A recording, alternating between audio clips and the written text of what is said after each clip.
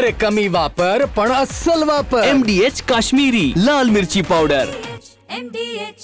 मुंबईत पुन्हा एकदा 24 तासांमध्ये पाऊस गायब आहे आणि उन्हाचे चटके बसू लागलेले. मी सध्या मुंबईच्या गेटवे ऑफ इंडिया परिसरामध्ये आहे. या ठिकाणची ही सगळी दृश्य आपण पाहू शकता आणि इथलं वातावरण जर पाहिलं तर आपल्या लक्षात येतं की हवेमध्ये आर्द्रता वाढलेली आहे.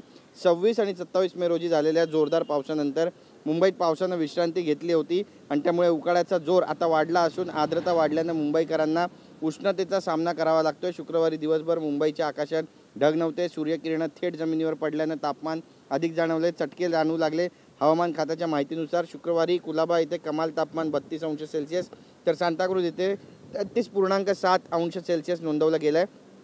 पावसाअभावी उष्णतेत अधिक वाढ झाली असून आर्द्रतेमुळे किमान तापमानातही वाढ झालेली आहे. कुलाबा येथे किमान तापमान 27.8 अंश सेल्सिअस तर सांताक्रूज येथे 27.2 अंश सेल्सिअस नोंदवलं गेलं. ही तापमान सरासरीपेक्षा फार जास्त नसली तरी 24 तासात 4 अंशानं तापमानामध्ये वाढ झालेली आहे. मुंबई, ठाणे आणि पालघरमध्ये येत्या काही दिवसात पावसाची शक्यता कमी असल्याचा हवामान विभागाचा अंदाज आहे.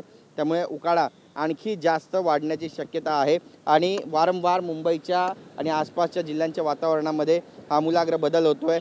ग्लोबल वॉर्मिंगमध्ये हे सगळं घडतं आहे अशी चर्चा आता झडते आणि यासाठी पर्यावरण तज्ज्ञांनी चिंतासुद्धा व्यक्त केली आहे. कॅमेरा पर्सन अमित शिगवणसह गिरीश गायकवाड, TV9 मराठी, मुंबई.